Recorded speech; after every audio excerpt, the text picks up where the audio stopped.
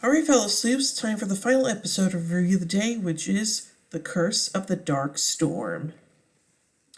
After their night of making up, Nancy discovers Nick's secret burner phone that he'd been using to communicate with Tiffany Hudson. On his way home, Ace sees George cleaning up the blood from the bucket. He offers her help. She rebuffs him and arraigns. Bess is in the van meditating. Ned, having gone up to get coffee for the both of them, returns and is confronted by Nancy. Last text Nick had received from Tiffany's about a package left beside Nancy's mom's car. Nancy suspects that Nick got close to her for that reason. Nick denies the accusation, but Nancy tells him to come clean completely and show him what he took from mom's car, and he refuses. Nancy walks out, saying her dad was right about him not being trustworthy. When Nancy returns home, Carson tries probing her for whereabouts the night before. Not only is he concerned about her relationship with Ned, he's also worried that she isn't presenting the best image for her arraignment. She deflects by asking him about Aunt Lucy's bloody dress. The conversation is interrupted by the arrival of Carson's new client, Ryan Hudson. Nancy is less than impressed with Carson's devaluing ethics, but the only reason he's taking on Ryan Hudson's case is because he had to afford Nancy's bail.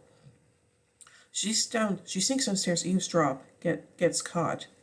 Ryan introduces himself, aware of her rep as a snoop from Chief McGinnis. She hears Carson asking about Tiffany's will, but it turns out neither Ryan nor Tiffany had one because of an agreed-upon prenup. As long as Tiffany died of natural causes, Ryan gets everything. Carson closes his door on her as Lucy Sable's shadow appears behind Ryan. When Nancy arrives 9 minutes late to work, George tells her it'll come out of her paycheck. To surprise at her extra grumpiness, Ace explains about George's blood bucket to Bess and the ghost story behind it.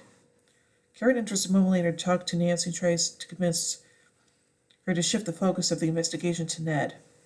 Looks like Karen is trying to do this for Nancy's sake. Nancy doesn't trust Karen considering what she'd found out about her father's relationship with Karen.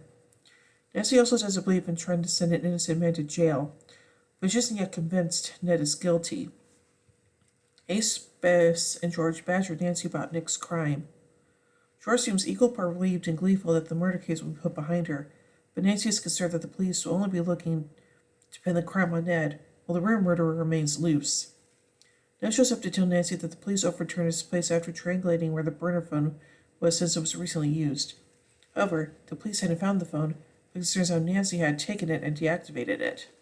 Good thought. Ned agrees to show Nancy the package from the car, which turns out to be a clock. Nancy wants to know why it was in her mother's car in the first place.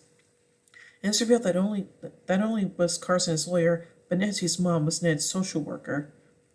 Nancy's mom was caring and kind to a relentless degree and wanted Ned to meet Tiffany, the key eyewitness to his trial. Ned was understandably reluctant, but eventually caved. That's how he properly met Tiffany. In flashback, we see Tiffany and Ned didn't speak to each other in the traditional sense. They communicated by her giving him books. Tiffany referred to it as their secret language. The two grew to be close friends. Ned found in himself to forgive Tiffany. So, him killing her in cold blood was unthinkable. Back at the Claw, a woman named Rita enters as a prospective employee. Before George can speak to her, the coffee pot in George's hand shatters. And when Bess goes to interview Rita, a spear falls from the ceiling, and everyone misses George again. The others grow convinced that George is cursed, but George remains in denial. Nancy examines the clock to find a string of letters and numbers engraved on it.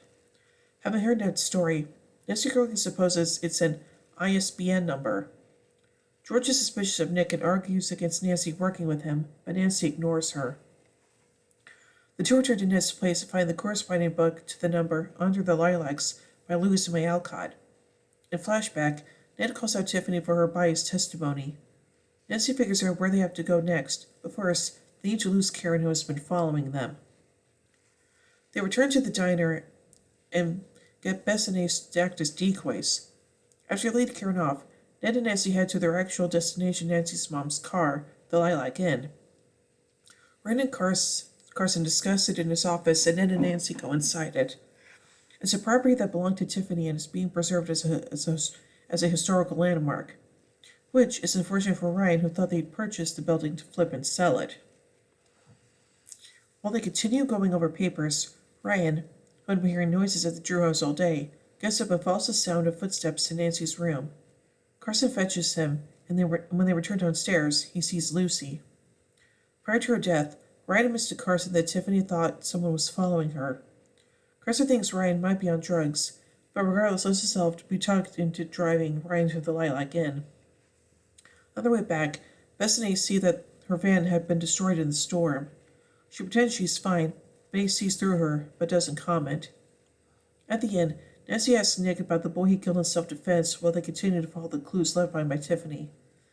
They argue over whether or not Nancy's suspicion of him when Nancy hears Carson's car drive up. Nick is worried about how much Nancy wants to hide him from her father. The two hide in a cupboard while Carson voices off some of his suspicion about Tiffany's prenup to Ryan. The natural death clause strikes Carson as odd, considering Tiffany was an apparently healthy young woman. Ryan tells him that Tiffany was actually taking numerous self-medication, and it caused her paranoia and seeing things up right there. Ryan says he doesn't know who had killed her if she had been, and wonders if Tiffany might have been haunted. Carson infers that Ryan owes bad people money. Ryan shuts down the conversation by bringing up Carson's lost Hudson family secret involving dead Lucy. Inside the cupboard, Nancy helps Nick through a panic attack about his crime. Ned notices the wine rack in the back and references the case of Amontillado by Edgar Allan Poe. Moving the rack aside, Ned pulls apart the brick wall and uncovers a lockbox. The clock is actually a combination lock, and after locking the clock they find a key inside, which can be used to open the box. Ned accidentally knocks over a bottle of wine, catching Carson and Ryan's attention. Ned and Nancy escape without getting caught, but the red wine stain on the floor is noted. Karen ambushes them outside. Later, Karen turns to Nancy to discuss the deal she offered earlier with Ned right there. Ned thinks Nancy will accept it, but Nancy lays down her own summation and reveals an inscription inside the book. Forgiveness is the key to redemption. Please forgive me, Tiffany. Nancy just doesn't believe that someone could leave a message like that in a relationship of animosity. Since Karen obviously got into Ned's juvenile records, she could see that Tiffany had been a regular visitor to Ned as well. Karen, resigned, leaves the Drew residence. Ned and Nancy kiss. At the diner, George is sat on a stool encircled with salt. Rita warns George not to leave the circle, but an electrical surge sends an overhead light crashing into George's place and lighting the salt circle on fire. Luckily, Ned, who returned with Nancy, pulls her out of the way, saving her life. George asks where Rita is as the latter had disappeared. Ned and Nancy come in, and Ned saves George from a light just as Ace and Bess arrive. Everyone gathers around Ned, who places the lockbox in front of them. He acknowledges why the gang would be suspicious of him since he's kept a lot of secrets, but hopes that opening the box together will instill some trust among them all. When questioned about who Ned had killed and why, Ned explains. A peer of Ned's, a football player on a rival team in Austin, has sexually assaulted a female friend of Ned's at a party. When Ned was told to leave, but had to leave the girl behind, Ned and Austin got into a physical altercation. During the fight, Austin went out a pane glass window and died. The gang is stunned, but Nancy holds his hand supportively. There's also showed that they don't think Ned's a monster as he'd believed he was for a long time. They also indicate that Ned and Nancy can open the box privately, but to tell them what's inside later. While George is cleaning up, she catches sight of Rita Howell in an old newspaper clipping that decorates the walls. The headline reads, "Torres decapitated in boating accident, dated July 18th, 1975. In Nancy's room, Ned and Nancy open the box to find a stack of bearer bonds that total nearly $5 million. Nick is alarmed, but Nancy is delighted. Ned thinks the bonds will make him guilty, but Nancy tries to reassure him. They're entered by a text from Ace to Nancy asking for her help. Ned meets up with Ace outside of Bess's van that had been wrecked in the storm. He wants Nancy's help to talk Bess into helping her because he believes it would embarrass her more if it was from him. Carson returns home, calling for Nancy, who hasn't returned yet. He sees her Wednesday in his shoes while he's on the phone texting someone. It's revealed that their Lucy is in the house, even if Carson can't see it. Nancy controls Bess to stay at her house. While Bess picks up some of her things, A diamond ring falls from her pocket, the one that Tiffany was wearing the night she died.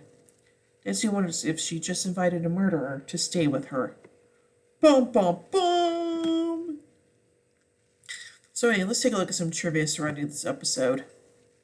The Lilac Inn is a reference to the Mystery at Lilac Inn, which is the fourth book of the original Nancy Drew Mystery Stories book series. The clock that was hiding the bail bonds Nancy found for Nick was a reference to the first Nancy Drew Mystery Stories book, The Secret of the Old Clock.